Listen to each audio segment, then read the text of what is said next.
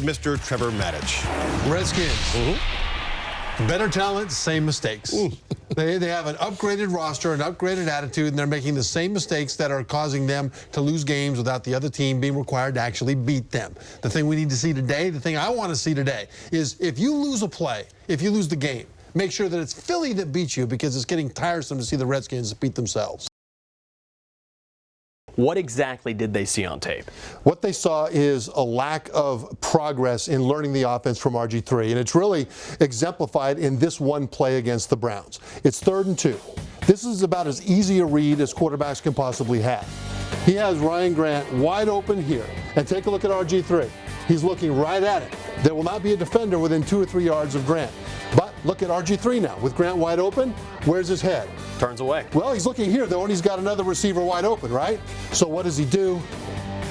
Well, he runs it. And the coaches look at this and they think, nice play. You took a hit. That's good, I guess. But if you can't solve that problem with your arm, what problem can you solve with your arm? And that shows the coaches that he still had not progressed.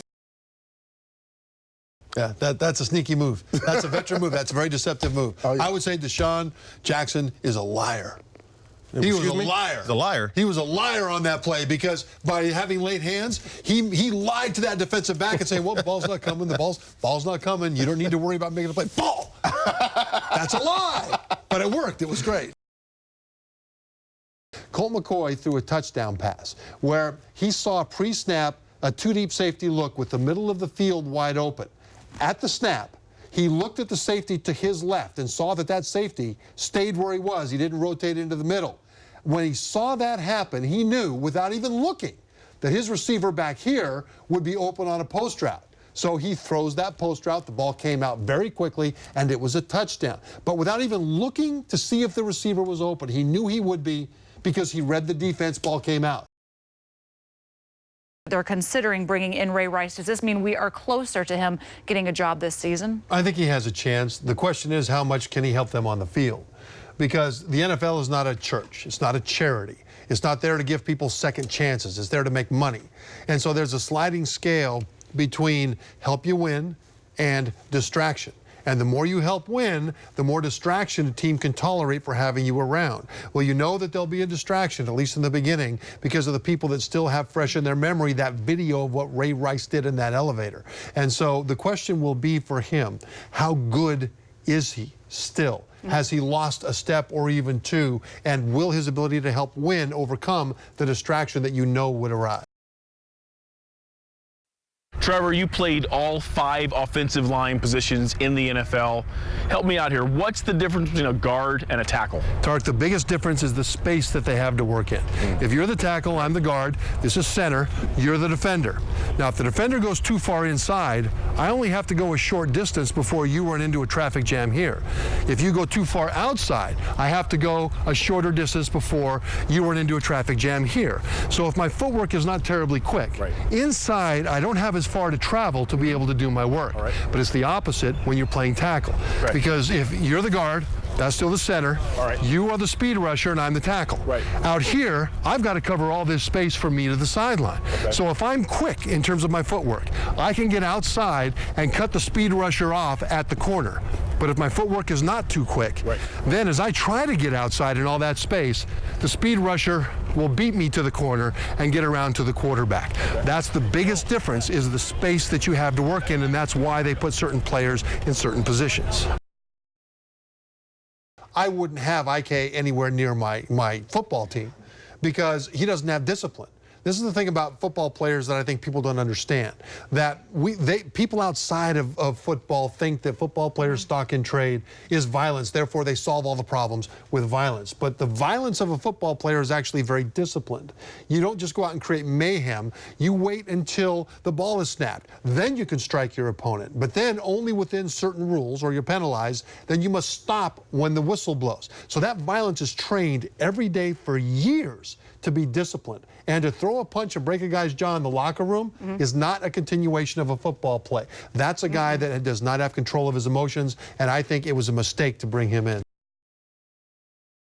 When I played for the Jets, they brought in a karate expert to teach the offensive linemen how to punch. And we lined up and we learned karate punches. You know what that makes you good at? Karate. It's like when Herschel Walker used to do ballet. That didn't make him better at football. It made him better at ballet.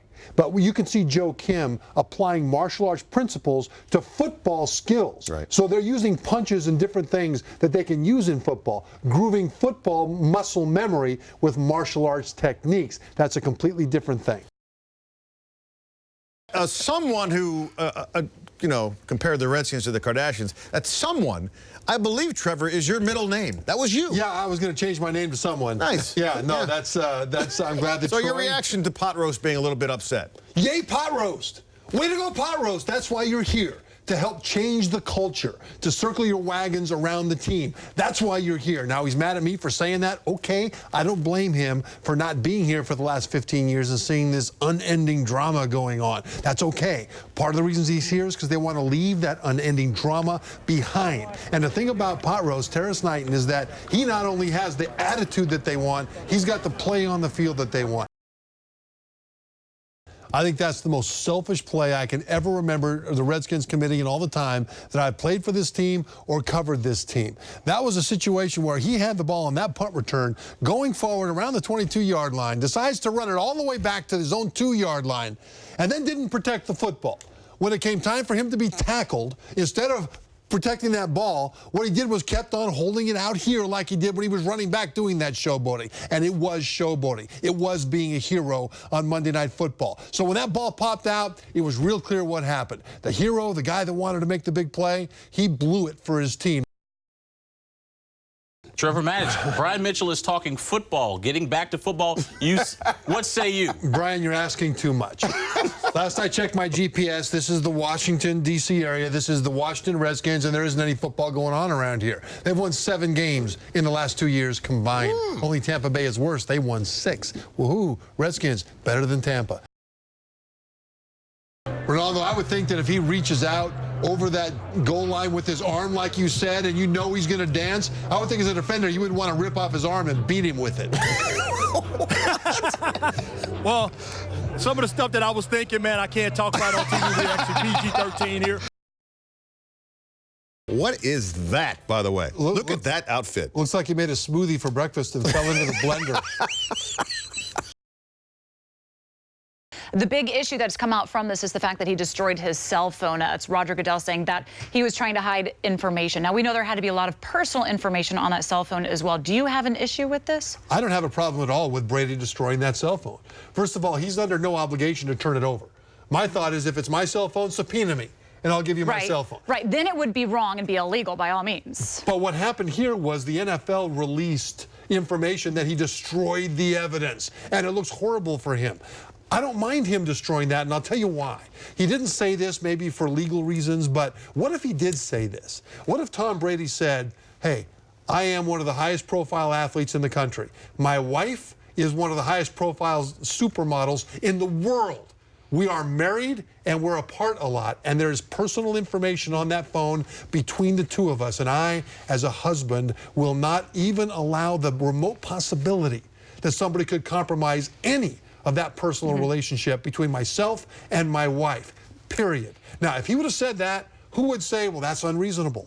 Well, maybe legally he can't put it in those terms. I put it in those terms. And if the NFL wants the information on that phone, get it from somewhere else. Right. Again, in college football, the quarterback position is largely physical. In the NFL, it's largely mental. In college, a quarterback is a running back with an arm. In the NFL, a quarterback is a Rhodes Scholar with an arm.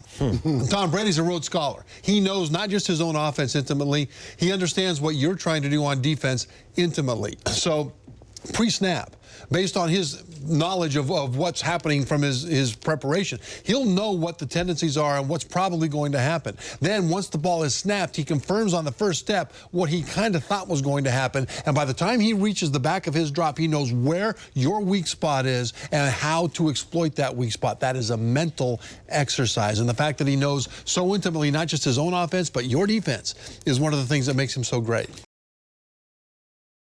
He is not the shiftiest dude in the world, but when he gets on that downhill angle and steps up the speed, all of us in that room watching that game, our eyes got big, and now what's going to happen? Because he's going like a freight train downhill on greased rails, and someone eventually was going to have to stand in front of him. And every time he got onto those rails, we were like, oh, what's going to happen next? That's a level of excitement that we haven't seen with the Redskins offense for a long time. The receivers are going to have to play with a hateful vengeance in order to be able to defeat man coverage. I don't mean just go down there and, gee, if the ball's near me, I'll try to catch it, maybe. No, it's when that ball comes down, they need to hate losing the catch more than they love making the catch. They need to play with that hateful vengeance, and if the receivers are able to do that, they can lift the team out of this problem. One of those plays where he tried to make a play, and he should have actually made this play. It's not like he forced it somewhere. He threw off his back foot. He was under pressure, but Deshaun was wide open. I mean, wide open, and that ball just sailed. As an NFL quarterback, you should be able to throw off your back foot 12 yards down the field and hit a guy that's wide open, even if he's only this tall. And that's the great thing. I mean, Cousins, you talk about having a cool mindset. He thinks he's going to shovel that ball over there to Jones. Jones disappears in the arms of that big defensive tackle. And all of a sudden he says, okay, well, I have the ball. That's the hole that Jones was going to run through. There's a pulling offensive lineman and a wide receiver blocking in that hole. I'll just go there. And that's how he scored that touchdown on the ground. It was a cool move by Cousins to just replace the guy that he intended to deliver the ball to. That's illegal, actually. No, actually, no. You can actually punch him in the mouth. You just got to pull your fist back. Okay. You have to do it in the right time in the right place. So do it. That's what the Redskins need to do. Yeah. This is not the undefeated Panthers. This is not the undefeated Patriots. This is the New York Giants. They're 5-5, and the team that's going to win this game is the one that's going to win the dirty, ugly fight. That's what it's going to be. So if you need to hit him in the mouth, do it. Just make sure you do it smart and don't give flag. But that's the attitude that you need to win this game, because this Giants team, not that great. Wait a minute, you're saying that it's okay for offensive linemen to play with a concussion because they don't put their head in there? No, when you get back, it's not very easy that you'll get another, is what I'm saying. I see. So offensive linemen aren't at much risk for collisions, is what you're saying. No, if your head gets hit a lot as an offensive lineman, you're not very good. That's the first thing you do is hit him with your face. No. It's like you hit him with your face. That's This the first part, thing you your hit him face. with. I'm saying if you get hit in the head, normally you all are blocking here. Oh, I You're see. trying to keep the head out of it. What I'm trying, that was a compliment I was giving you. I must have missed that day in anatomy You must class. have missed it. I didn't realize the face was not connected to the rest of the head. Well, in some cases. When you get hit in the You guys have nicknames when you were? I was given the nickname Crime Dog by the Redskins defensive line. Crime Dog. Crime Dog. Yeah. They thought that I was breaking up fights in training camp between offensive and defensive linemen, but the truth was I was cheating. The truth was, whenever there was a fight and the offensive lineman was ahead, I'd stay out of it. But if the defensive lineman got ahead, I would step in like I was breaking up the fight. But actually, I was impeding the defensive lineman so our guy could get back on to an advantage, and then I'd step back out and let him continue to fight. I was cheating, but they called me Crime Dog because they thought I was just breaking. He's a lover, not a fighter.